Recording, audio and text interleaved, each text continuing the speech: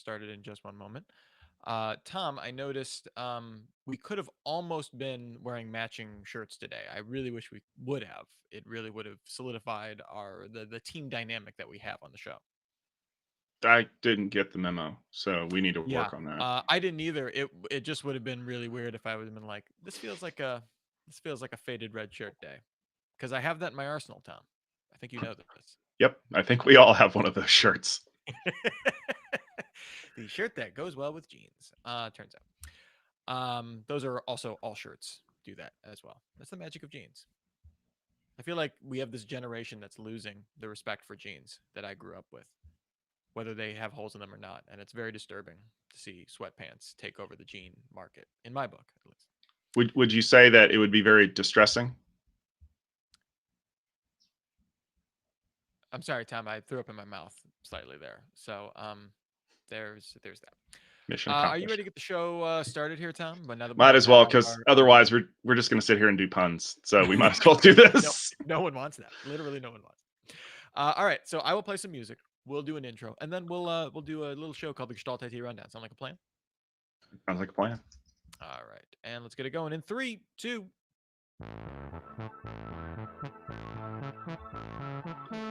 Hello, all, and welcome to the Gestalt IT Rundown, your weekly look at the IT news of the week. I'm your host, Rich Straffolino. I'm an editor at Gestalt IT. Joining me from across this great land of ours is the one, the only, the networking nerd himself, Tom Hollingsworth. Tom, welcome to the show. Hey, Rich. Thanks for having me on. I was gonna just enjoy some Kentucky Fried Chicken, but I decided to do the rundown instead because it's much more filling and useful.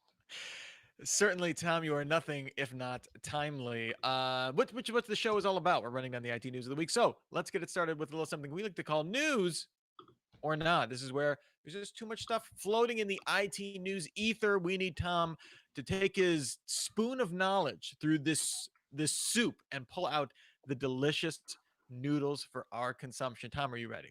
And now I'm hungry. So yeah, let's get this going.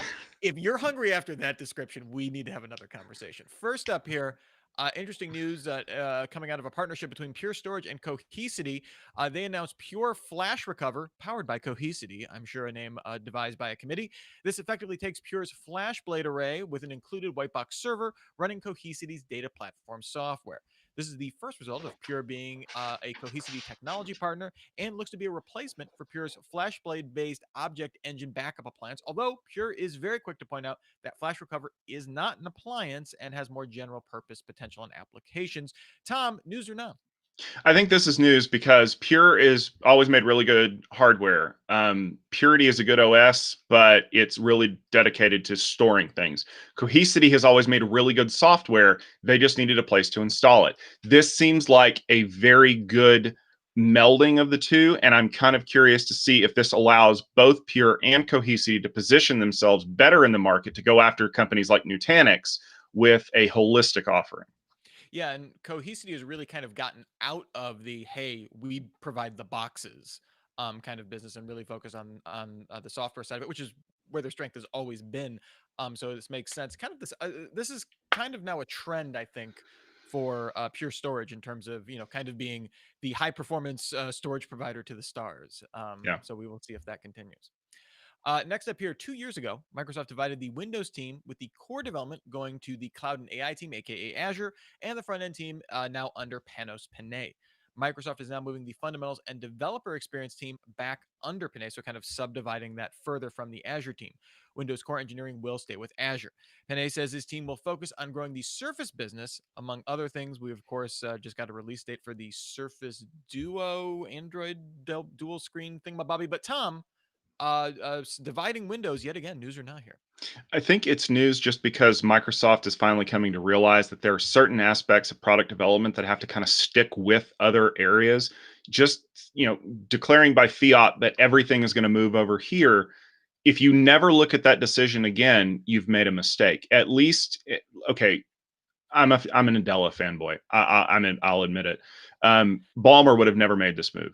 Gates might have, but this is him kind of eating a little crow and saying, I think this is better over here. And I think it's going to work out better in the long run because by having the best developers for that product area underneath the other group of developers, you're going to come out with more solid usable products.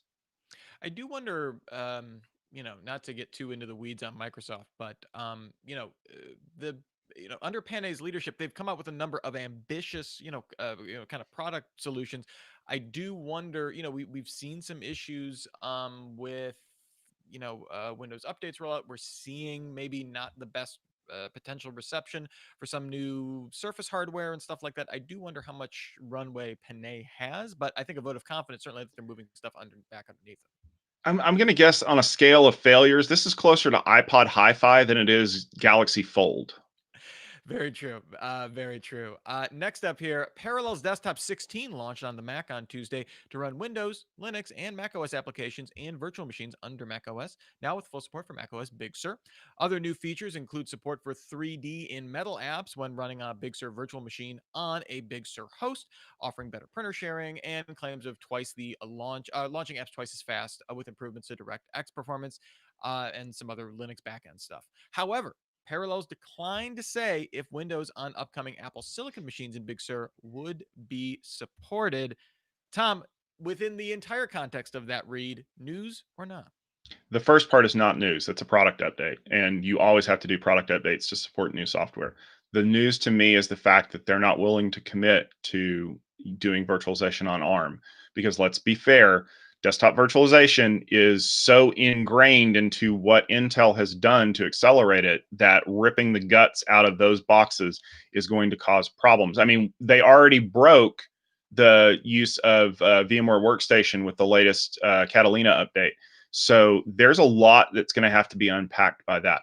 I'm going to plant my flag here in the ground. If you are someone who relies on desktop virtualization for your job or any other thing, you're going to have to wait to upgrade your Mac. You're not going to be able to get one of the new ones when they're announced. You take care of that thing, baby it a little bit, because I'm not sure what the future holds. Next up here, Facebook open source a security focused Python static analysis tool called Pysa. This runs on code before it's compiled, hence the static part of it, looking for known patterns that can indicate a bug and flagging it for review. Facebook says the tool, which they've used internally for some time now, has detected 44% of all security bugs on Instagram's server side Python code, just kind of automatically. Designed to work on large code bases that might not be cohesive, Instagram, for example, has been kind of patched together through various different incarnations of the company and the app. Pysa is also extensible to support plugins for other frameworks to support the scanning. Tom, open sourcing this tool, news or no? Okay, this is going to kind of sound snotty of me, but this should not ever be news. If you build a tool that's useful to the community, don't freaking hide it. Give it to the community, let them water it, let them grow it. You might get some return out of this down the road. Anybody who takes their proprietary tools and treats them like their collection of garbage pail kids needs to be slapped across the face. Let's let the community do what it will with what it has. And based on my research on this story, this was actually developed from another open source scanning tool. So I wonder how long they were using that, if they were using, some open source code. I mean, I don't want to get into the politics of when you commit something to a main branch versus open sourcing it versus spinning it out. So I'm not going to assert any foul play, but interesting nonetheless. It's In Facebook. other Foul open play can source news, the always be Linux assumed. Foundation announced the formation of the Open Source Security Foundation, designed to help simplify the world of open source security by bringing projects and stakeholders together in a cohesive organization. Founding members include GitHub, Google, IBM, Intel, Microsoft, Red Hat, Uber, and VMware. So a bunch of nobodies, basically. Projects that the group will oversee include the Core Infrastructure Initiative, which was set up in response to Heartbleed, and the Open Source Security Coalition. Tom, news or not? Another foundation? Really? Okay. So it's the Linux Foundation. So at least I think that's the Linux Foundation's thing. Linus builds the kernel, and the rest of the apparatus builds foundations with other companies to do stuff with it. There's potential here just because you have a bunch of signatories that are big, but I think what's going to end up happening in the long run is this foundation will meet twice. Nobody will agree on anything. Companies involved with it will do their own separate thing. They won't contribute back, and then we will see it die on the vine. And 3 years from now, we'll have another open source security foundation extreme or something. I don't know. I hope this works. I always hope this works, but I've worked in IT too long to be anything other than a pessimist. Also, I just realized GitHub and Microsoft are the same entity, so they should just have been signed once. Seems a little counterintuitive. My prediction is that we'll see like two or three of these companies. Like VMware is going to work with everybody on everything, right? It's in their Mhm. interest to do so. So I could see maybe not this necessarily having the effect that the Linux Foundation thinks it has, but I think getting people, given how dependent open source now is on giant companies making contributions to projects, it's better to have these people talking, even if it doesn't really lead too much than not, I suppose. And finally, here on News or Not, Google India announced the launch of something interesting. It's called People Cards. A virtual visiting card is how they're phrasing it. I think that's a thing in India, where you can highlight your existing website or social profiles and other information about yourself that will surface in search. Users can create the card by searching their name from their Google account with a limit of one card per account and requiring a phone number for authentication. These would then be surfaced in search results, similar to kind of the information cards that you see when you're searching for a big company or someone that has a Wikipedia page or something like that. The feature is currently only available in India, but kind of seems like me like this is like an about.me slash weird play at some sort of social network backdoor for Google here. News or not, Tom? Is this Google minus? I don't know. Okay, this is something that people out there have to understand too. We work in IT, so we have a lot of culture things that go on. There's a lot of things that get developed in India and China and Japan that will never see the light of day here because from our culture they just don't make a whole lot of sense. I think this is one of those things. It's something that it was very much needed for the subcontinent market, and I don't see it moving very much here. So maybe it'll work, but killed by Google is probably warming up the thing because it's going to be disappearing sooner rather than later. I do think it's interesting of opening up that cards, that information card area in search, which does get a ton, one, it's a validity thing, right? If you can find a way so that when someone searches your name, you have the validity of having that card kind of appear. I do think that could, theoretically be of benefit to some people. However, I mean, I just like on the most surface level thing, it's like there are people with multiple names, so like I don't even know how you begin to not make that a complete mess. And I mean, the good thing is they're not scraping people's information and like publishing it and telling them to opt out if they don't like it. Like it's all opt in. Google seems like they're doing this in a way that's the least amount of creepy. We will see if it ever expands beyond India. To your point, Tom. First up here for our main discussion, security researcher Troy Hunt announced that he plans to open source the code base for the Have I Been Pwned hack credentials repository. Hunt says that he's consulted with the open source experts and plans to open source the code gradually with no set timetable for completion. Essentially, just saying, "Hey, we're beginning this process." Data from security breaches will not be included in this transition due to legal concerns. Effectively, it's his attorney, like he has this great quote from his attorneys. He's like, I paid a ton of money for this one sentence thing that says don't do this. In June Mhm. 2019, Hunt announced that he actually planned to sell Have I Been Pwned, but after negotiations with an exclusive party broke down, announced that in March he planned to keep the repository independent. Tom, I know we talked about it when the idea of that sale was announced last year. Troy Hunt actually published a really great blog post kind of outlining the pains and travails of trying to go that route. Do we feel better that the code base, at least, is going open source? And could this be a valuable tool for other kind of repositories along these lines? Maybe not for hack credentials, but for kind of tracking something that affects a wider community. So I think it's a good thing. But this is one of those deals where just like a really random eBay listing for a $50 iPhone, you have to read the details because people are like, oh, he's open sourcing Have I Been Pwned? No, he's open sourcing the platform. That's like open sourcing the wiki part of Wikipedia. The value is not in the wiki part. The value is in the information that you have. And so that's what it is. I applaud Troy for doing this for two reasons. One, you give them back to the community. It's always a win in my book. But two, you have a lot more eyeballs on your set now, checking for vulnerabilities, checking for bugs, checking for holes. You want to go down in history as the person who created the greatest database of being pwned in the world, and then you get pwned? Yeah, don't be that guy, Troy. Good call. I'm sorry that the lawyers bled you dry, but they are sharks. This is going to pay off dividends in the long run. So I think that ultimately this is a good decision. I support it, and I look forward to the fruits of this.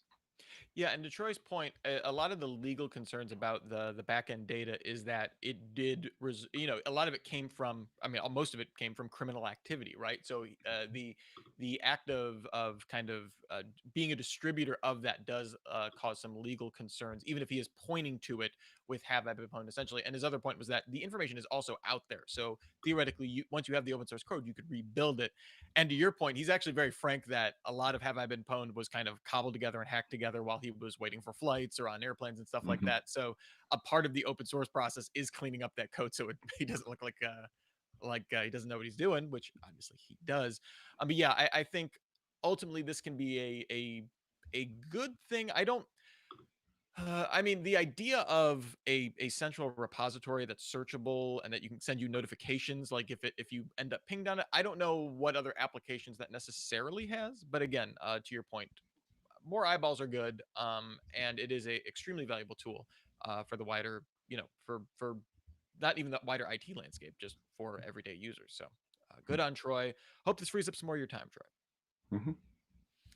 Next up here, interesting a report published by Gartner on the infrastructure as a service public cloud services market, which I think is redundant, but that's the name of it, for 2019, coming out extremely timely in August. They found that Amazon remained the number one in the market, surprise, surprise, with more revenue than the other top named competitors, including Microsoft, Alibaba, Google, and Tencent combined. Market share did decline slightly, down 3% compared to 2018, around 45% now in terms of revenue.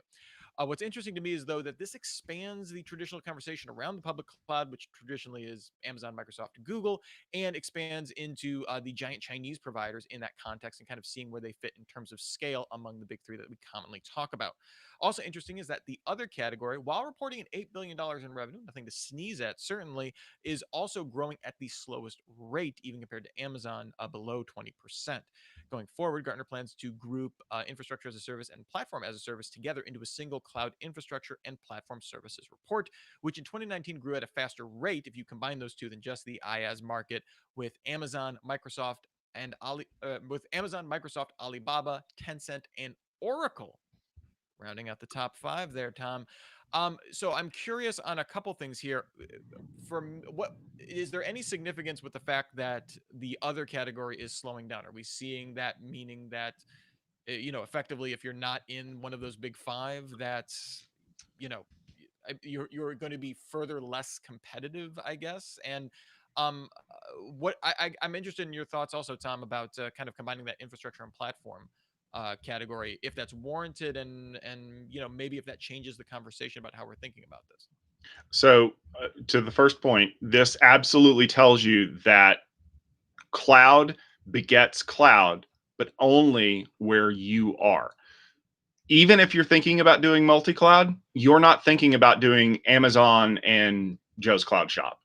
You're thinking about doing Amazon and Azure, Amazon and Tencent. And even then, Tencent, Alibaba, you're going for a very regional cloud offering. Sorry, Larry, you made fifth. Congrats. But here's the thing. People are not going to buy into cloud at a low level anymore. Cloud is not dipping your toe in the water and hoping that this works. This is, we're going all in, and we're going with these two big companies, whether it's Azure, AWS, Tencent, Alibaba, what have you. The other thing is, I think ultimately what's going to end up happening in this cloud market, like you said, with infrastructure and platform being combined together, that's Gartner recognizing that people don't differentiate between those two anymore. And honestly, when I've tried to explain all three different cloud types to people, it's like, okay, so you buy the server, or you buy an operating system, or you buy an application. Well, what's the difference between buying a server and an operating system? I mean, Just when well, you look at the here's number your of things, infrastructure, install an operating system.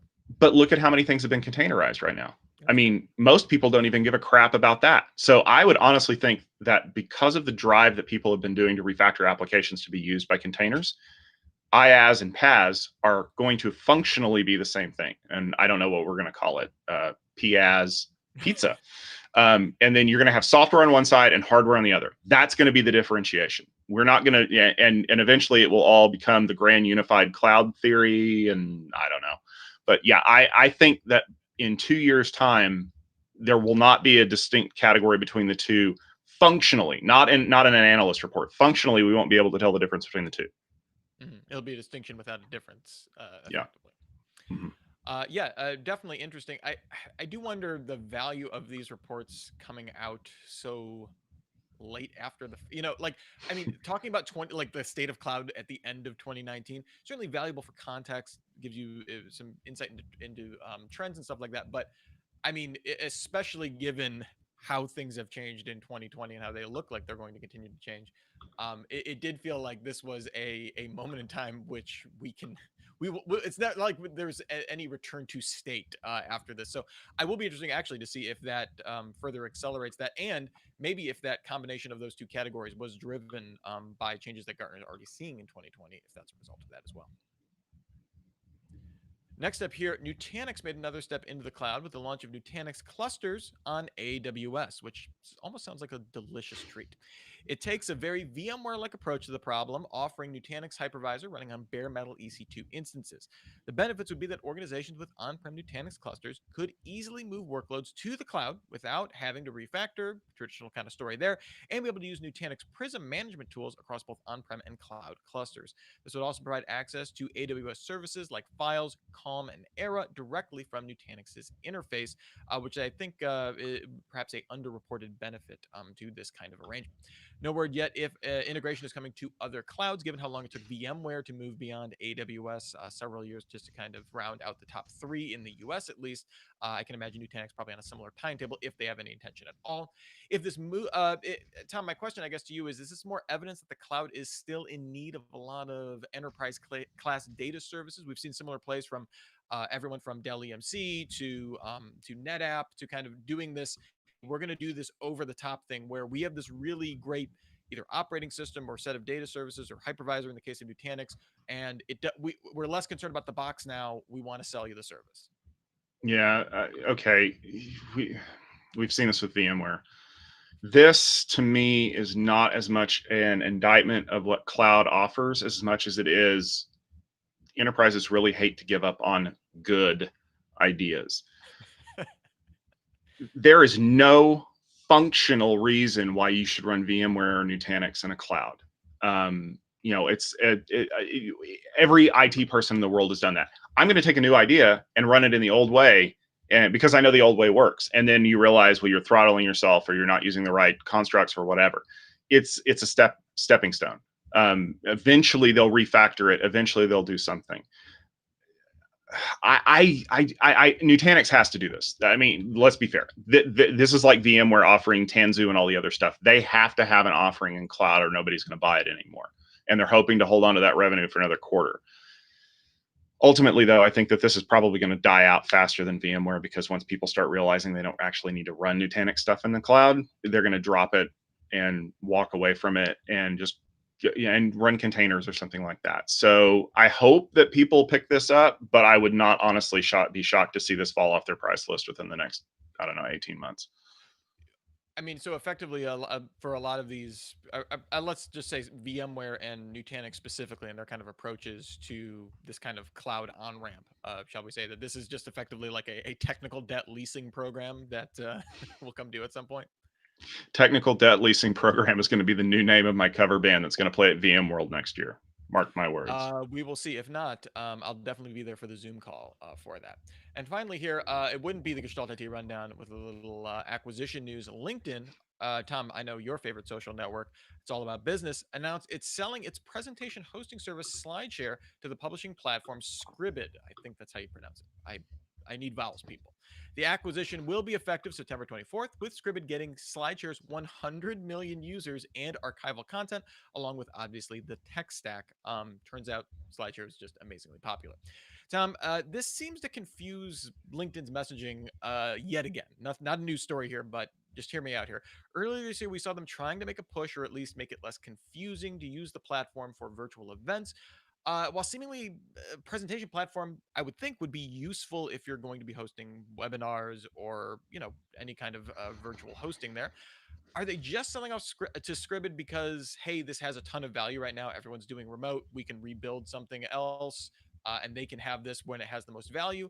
And if you were counting on LinkedIn to help render your events, does this make it a weaker play perhaps going forward? So I think that LinkedIn ran into problems trying to integrate SlideShare into their platform and make it seamless. And they started asking around. Scribd. I'm going to go with Scribd. I don't know why. I always have. I knew it. I was wrong. They said, "Hey, we need to add content because when you think of Scribd, that's what I think of is content repository. Why not add slides?" Also, this is kind of like when Uber Eats bought was it Postmates? It's like you need to buy your next biggest competitor and just kind of create like competition Voltron, because ultimately the more people that start thinking of Scribd to upload their content, the better. I mean, where else would you upload slides? Does this reduce the value of what LinkedIn offers? No. And here's why I would argue that. So I'm going to put my disclaimer hat on. I work for Tech Field Day. I do events for Tech Field Day. Do you know how many times I get asked to post the slides from a presentation from one of our presentations? It's a number that's less than the number of fingers on this hand. And I've been doing this for 7 years. Most people don't want hard copy. I do because I'm a journalist. I almost said that without laughing. I'm a pseudo journalist. The value is in the video, the value is in the presentation. The value is not in the deck unless you're taking screenshots of it or you're using it for reference material later. And even with reference material, you can probably pick it up online. Mm. This was this was LinkedIn getting rid of a liability that they couldn't figure out how to integrate and trying to get some cash out of it. And if you think that this is something that doesn't happen, remember that VMware bought an email program many years ago and nobody could figure that one out. I mean, and I guess the good thing about this from LinkedIn's perspective is, and also provides some value, is that they don't lose any users as a result of Mm-hmm. this, right? If you're a Yeah. LinkedIn user, you just also, you suddenly are a SlideShare user that happens to use LinkedIn or something like that. They're not losing any eyeballs necessarily as a part of this, but that does provide a ton of value for Scribd, for them to just pick up just a ton of users. I didn't even think though that the archival, I kind of put that in there just as a footnote. But yeah, that archival content really speaks to a lot of their strength as a platform as well. So we will see if that keeps going forward, and if via LinkedIn, I want to say VMware too, Tom. I don't know why. I will see if LinkedIn can figure out a little bit more cohesive messaging around their event strategy going forward, and if that really takes off as a platform. I don't see it is baffling to me that it took a pandemic for them to really seriously think about this, given that they're the de facto hub, even if they seems like they don't like it sometimes, of being the business networking place. So we will see if that plays out, and if we get any clarity on that going forward. One thing I do have clarity though on is that we are at the end of the Gestalt IT rundown for this week. Tom, where can people find more of your great stuff if they're so Well, inclined? if you want to check me out, you can go over to gestaltit.com. I write a lot over there, both event reviews and briefings. I actually have a new episode of Conversations coming out tomorrow. I'll give you a hint. You need to buy a WAN-sized coffin because something might be declared dead. Ooh, But I'll that have a post accompanying that. And then, there's going to be some more great content coming out and things like that. So stay tuned there. excellent, excellent. And you can find me on Twitter at Mr. Anthropology. That's MR Anthropology. This will actually be my last episode with the Gestalt IT Rundown as the host. But I know Tom is very ably able to put this on his broad IT knowledge shoulders and carry it with an atlas like aplomb. So, Tom, it has been a pleasure doing the show with you every week now for what, almost 4 years now. Rich, when we put this idea together and we thought, let's just talk about the news, how hard can it be? And we realized that we had good chemistry and we worked well together and we had fun with it. And I have enjoyed every episode of the rundown that I've done with you. You are a presence that will absolutely be missed. And I wish you well in your future endeavors and good luck. Well, thank you very much, Tom. And hey, if Qualcomm ever does buy Broadcom or vice versa, I promise you, I will be I will be back to talk about that. You will be the But first person I call. the Gestalt IT Rundown will be back next week at Wednesday at 12:30 p.m. Eastern Time. You can find it on YouTube streaming live or on later on Facebook, facebook.com/Gestalt IT. If you're watching this later, be sure to like and subscribe to Gestalt IT YouTube channel. And until then, remember everybody to have a super sparkly day.